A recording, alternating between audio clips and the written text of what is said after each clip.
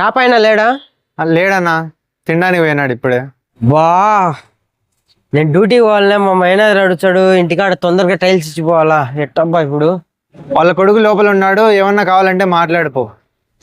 సరే అయితే.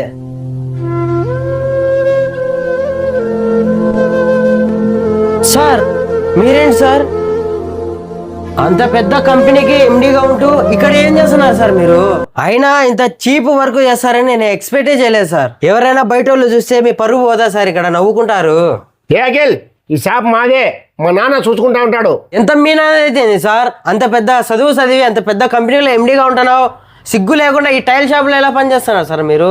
చూడు అఖిల్, మా నాన్న ఈ షాప్ నడిపి ఈ షాప్లో పనిచేశాడు కాబట్టి మమ్మల్ని అంత పెద్ద చదువులు చదివించాడు, అంత పెద్ద కంపెనీకి ఎండి కాగలిగాను. మా నాన్నకు నేను తల దించుకునే పని చేస్తే సిగ్గుపడాలి, మా నాన్న తల ఎత్తుకునే పని చేస్తున్నా, నేనెందుకు అఖిల్ సిగ్గుపడాలి? చూడు, మన తల్లిదండ్రులు చేసిన పని నువ్వు చీప్ అంటున్నావు. ఆ చీప్ పని వాళ్ళు చేయకుంటే ఈరోజు నువ్వు ఈ విధంగా ఉండేవాడివా? ఎప్పుడైతే నీ తల్లిదండ్రుల పనిని నువ్వు గౌరవిస్తావో అప్పుడే నీ తల్లిదండ్రులకు నువ్వు విలువ ఇచ్చినట్టు. దయచేసి ఎప్పుడు తల్లిదండ్రులను తక్కువ చూడకండి. మీరు కూడా మీ తల్లిదండ్రుల వృత్తి వ్యాపారాన్ని గౌరవించి మీ ఎదుగుదలకు మీరు పాటుపడి తల్లిదండ్రుల బాగోగులు చూసుకోండి.